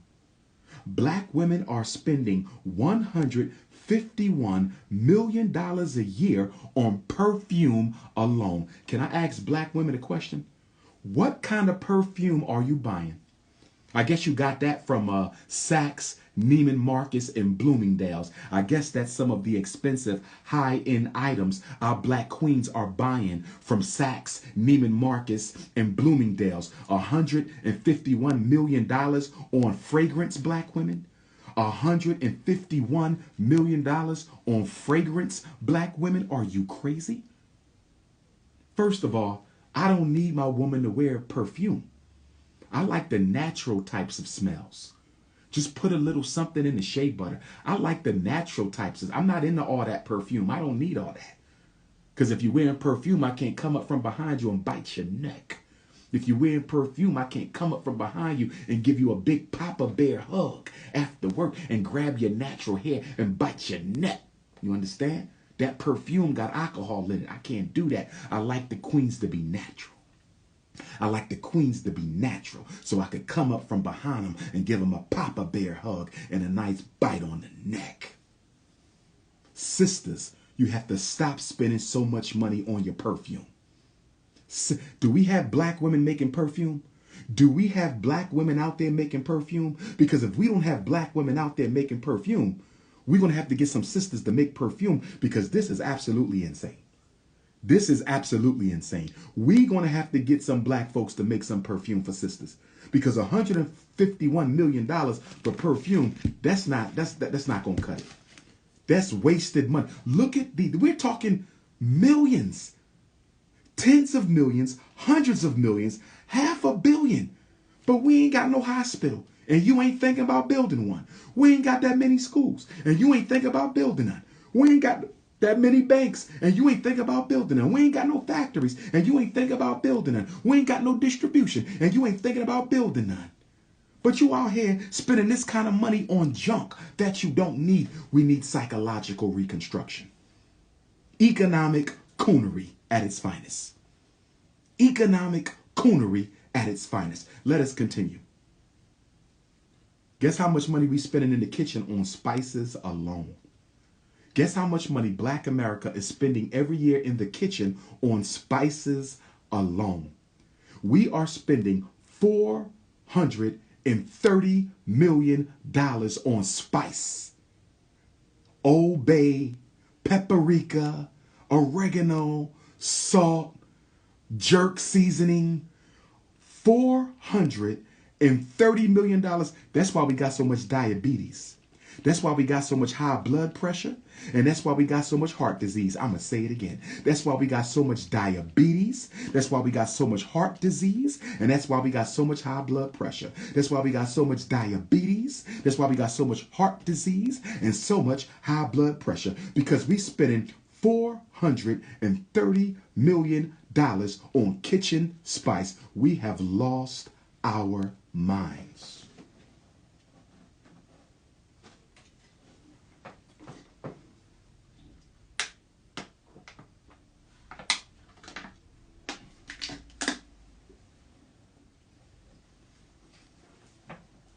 Guess how much we spend on chewing gum?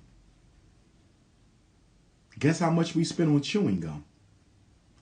Guess how much Black America spends on chewing gum every year?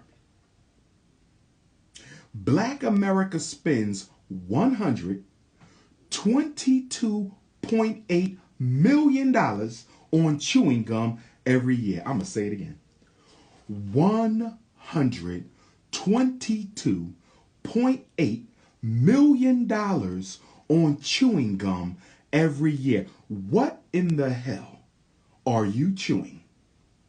What in the heaven are you chewing that it costs us as a people $122.8 million for chewing gum, brothers and sisters? We got to get it together.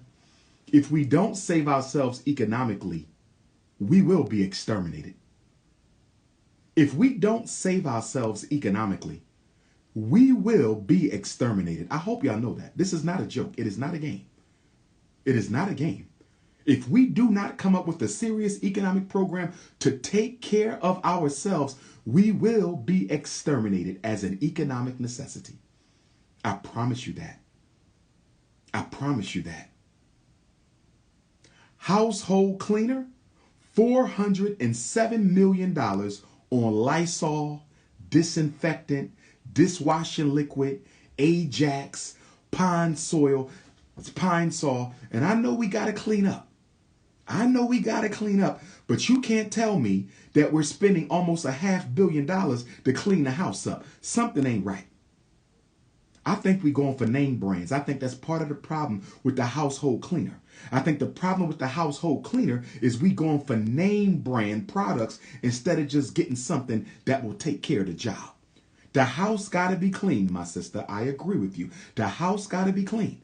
But I don't think we need $407 million a year to clean the damn house. That means every 2 years, we're spending $800 million. That's almost $1 billion every 2 years to clean. It ain't that many roach traps in the world, brothers and sisters. Cooking utensils. Black America spends $136 million on cooking utensils. $136 million on cooking utensils. Are you kidding me? How many forks, spoons, serving knives, serving baskets, drainers, frying pans? I mean, I know you like to cook you some crabs and cook you some shrimps and cook you some ribs and cook you some old nasty pork chops and chicken guts. But $136 million a year? Once you buy a pan, isn't that pan good for like the next 20 years? Once you get some forks and spoons, ain't they good for like 10 years? Why we got to spend $136 million every year on cooking utensils, brothers and sisters? It is very accurate, my brother. It is very accurate. Do your research. Very accurate statistics. Very accurate statistics, brother. The statistic ain't the problem. Our spending habits is the problem. Don't run away from the truth now. See, the first thing we start saying is, I don't know if that's real. And no, it's real. This is what coons do. It's very real. It's called economic coonery. It's called economic diarrhea. It's called the financial holocaust. Oh, it is very real. It is very real. And then we spend, guess how much we spend on watch? I don't wear a watch no more because I use my cell phone to tell the time. But guess how much money we spend on the Rolex watches, the Timex watches. We are the Citizen watch, all the watches. Y'all like to buy watches. Black people spend $61 million a year on watches. $61 million a year on watches. $61 million a year on watches. What kind of watch do you need to buy that we got to spend $61 million a year so you can tell time? If you need $61 million a year to tell the time, you need a psychological evaluation from Dr. Umar. If you need $61 million a year to tell the time, you need special ed. If you need $61 million a year to tell time, you need an IEP. Oh, yes, we do, sister. Black America's spending power is over $2 trillion. Somebody said we don't have that much money. You have lost your mind. Somebody said we don't have that much money. You have lost your mind. Black America is a $2+ trillion economy. We are the richest group of black people in the world, and we are the 10th richest nation on the earth. Black America is the richest group of black people in the world, and we are the 10th richest nation on the planet. Black America is the richest group of black people in the world, although we have nothing to show for it, and we are the 10th richest nation on the planet. I'm about to be real mad at what I'm about to say right now. I want y'all to listen to this next statistic. Let me get some water. $810 million. Do we have any black bottled water companies?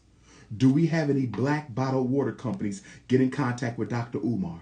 Do we have any black bottled water companies? Do we have any Africans out there who can set us up so we can do trade with black Africa or black Caribbean, because there's good water in the Caribbean islands, so we can import water and sell it through the Frederick Douglass and Marcus Garvey Academy to help offset the tuition for our single mothers. We need water. We need independent black water. If we got any black water companies, get in contact with Dr. Umar. Let's do this, y'all. Let's do this. 2021 will be the year of black psychological and economic independence. 2021 will be the year of black economical and psychological independence. Let's do it, brothers and sisters. Y'all ready for the next statistic? Time check. We have 30 minutes. I might come back after I do my full moon meditation. I might come back after I do my full moon meditation. Or I might dedicate one of the remaining 3 nights of Kwanzaa to the completion of last night's relationship seminar and tonight's economic seminar. I might dedicate one of the last 3 nights of Kwanzaa to the completion of last night's last night's Black relationship seminar, which we did not finish. Okay? Or tonight's economic seminar. Because we're not going to finish. We're not going to finish. But let me get as much in as I can. This statistic really pissed me off. This next statistic really pissed me off. We are spending $4 million on children's cologne. I'm going to say it again. Black America is spending $4 million on children's cologne. Why does a 3-year-old, a 5-year-old, a 7-year-old, a 9-year-old, an 11-year-old, a 13-year-old, why do our little children need cologne? My parents never bought me no cologne. The first time I put on cologne, I was either in high school or college. The first time I ever wore cologne, I was in high school or college. We are spending $4 million a year on children's cologne. Your daughter don't need no damn cologne with her hot ass. And your hard-head ass son don't need no cologne. So let me get this right. Can't spell his name, but he got cologne. Can't count, but he got some cologne on. Can't control his behavior, but he got cologne on. Don't do no homework, but he got cologne on. In special ed, got cologne.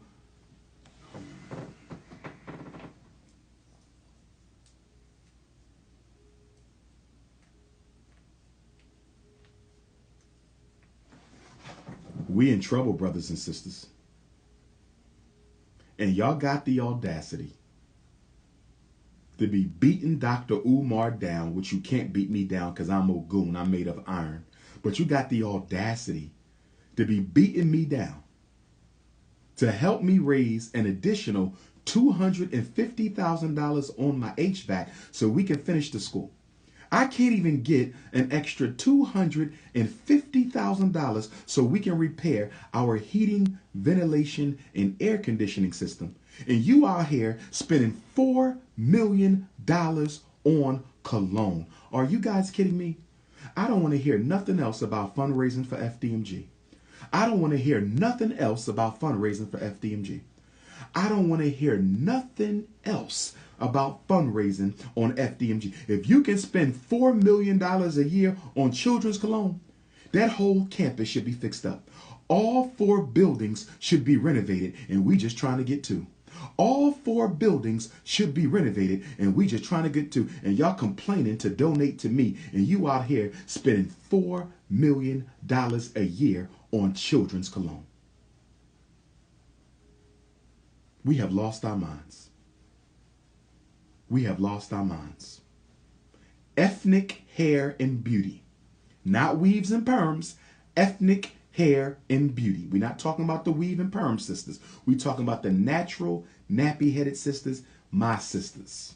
All of y'all my sisters. But the natural sisters, I really respect them for being bold enough, courageous enough, strong enough, self-respecting enough to go natural and stay natural. I'm going to say it again. For all my black women out there who are natural, Dr. Umar wants to say thank you for showing our little girls that there's nothing wrong with the way God made you. For all of our natural head black women, not just in America, but all around the world. I am a Pan-Africanist, not just in America, but all around the world. I want to say thank you to all my natural African haired women out there for being strong enough and self-loving enough to not feel the need to imitate your oppressor. Thank you, black women.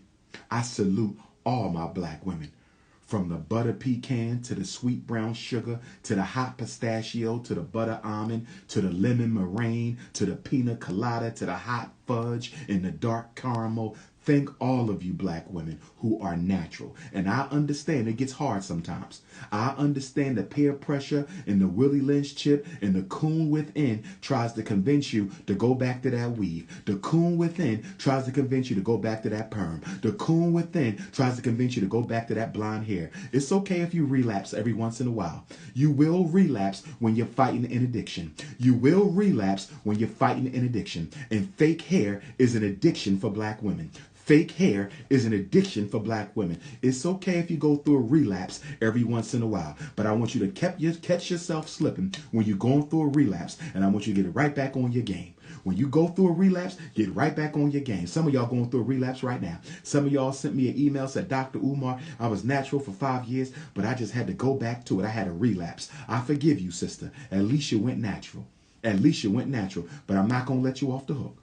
I'm not going to let you off the hook. In the name of our beautiful African mother ancestors who never wore a perm. In the name of our beautiful African queen mother ancestors who never wore a weave. In the name of our beautiful African queen mother ancestors who never put blonde hair on their head. I must motivate you and encourage you and demand that you go back natural. It's okay to relapse, black woman, but I need you to get back in this fight for your natural beauty. Reclaim your natural image. There is nothing wrong with you, nothing wrong with your hair, nothing wrong with the color of your skin. There's nothing wrong with your nose. There's nothing wrong with your lips. God knew exactly what he was doing when he made you, black woman. The creator don't make no mistakes. He made you that way so you would stand out amongst the women of the world, that you will stand out as the queen of humanity and the mother of civilization. Why is the mother of civilization imitating her children? Why is the mother of civilization imitating her children? Why is the mother of civilization imitating her children? I don't want to hear no excuses. I don't want to hear no excuses. Go natural. I don't want to hear no excuses.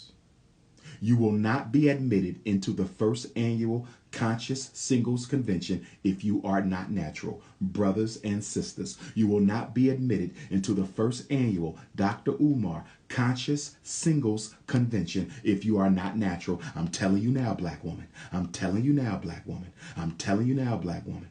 If you are not natural, you cannot attend my conscious convention. The conscious convention means just that. It is for conscious men and for conscious women. If you are not natural, you are not conscious. I don't care what you say.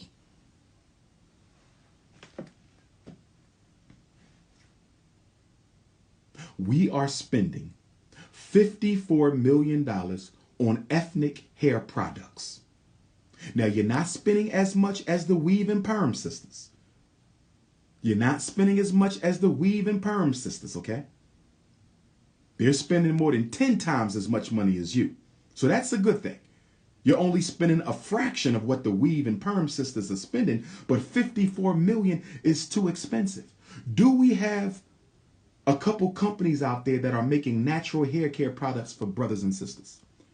Do we have natural black hair care product companies? Do we have any black folks out there making natural hair care and beauty products for our community? I'm asking a question. I'm asking a question because I think this is another area where we need to partner with our Caribbean African and continental African families. I think this is another area Ethnic hair products. Black women in Africa been wearing their hair ethnically for millions of years. Black women in Africa been wearing their hair ethnically for millions of years, and they don't have European products. So we should be able to come up with a less expensive way to take care of natural hair. Come on, brothers and sisters. These are our problems to solve. The enemy created them, but they are our problems to solve. The enemy created them, but they are our problems to solve. Guess how much money we spending on frozen meat and seafood? Guess how much money we spending on chicken wings, turkey wings, pork chops, frozen shrimp? Guess how much money we spend on frozen meat? Black America spends is that 761? $761 million on frozen meat every year. $761 million on chicken, turkey, pork, shrimp, fish. $761 million a year. That's almost $1 billion on meat. And you wonder why we got heart disease. You wonder why we got cancer. You wonder why we got all these problems, brothers and sisters. You wonder why we got all these problems, brothers and sisters. There's too much money on meat. You could build a whole Black Wall Street on your frozen meat bill. You could build a whole Black Wall Street on your frozen meat bill. You can build a whole Black Wall Street on your frozen meat bill. That is ridiculous. And the meat is toxic. We're not getting organic. It's not naturally fed. We're not getting it from the black farmers. It is toxic meat, secondhand meat, old meat, stale meat. $761 million on bad meat. We are killing ourselves and financing it too. We are financing our own destruction. We are financing our own health problems. We are financing our own mortality. We are financing our own early exit to the ancestors. Brothers and sisters, we got to do better. Brothers and sisters, $761 million a year on frozen meat, that's not going to get us liberation. That is too much money. We ain't got no schools. We ain't got no hospitals, buses, transportation, program for elders, factories, supermarkets. No Black Wall Streets in this country at all. Nowhere can you go in America and find a black hospital, black school, black bank, and black supermarket in the same place. Not a single city in Black America. That is an embarrassment. Look at the money we spending. That is an absolute embarrassment. Look at the money we spending. That is an absolute embarrassment. Look at the money we spending. This doesn't include fast food chicken. This ain't fast food. This is frozen. This is what you buy yourself. This doesn't even include fast food. We spent $1 billion on fast food by itself. Shelf juice and drink. $1 billion on shelf juice and drink. You know, the orange juice that don't have to go in the refrigerator is in a plastic container. The apple juice that don't have to go in the refrigerator is in a plastic container. The ocean spray juice, the cranberry, all those juices that we get on the shelf. $1 billion on shelf juice a year. This is not going to cut it, Black America. This is not going to, you cannot blame Donald Trump for this. You cannot blame Donald Trump for this. You cannot blame Donald Trump for this. Guess how much we spent on insect repellent? $176 million on insect repellent.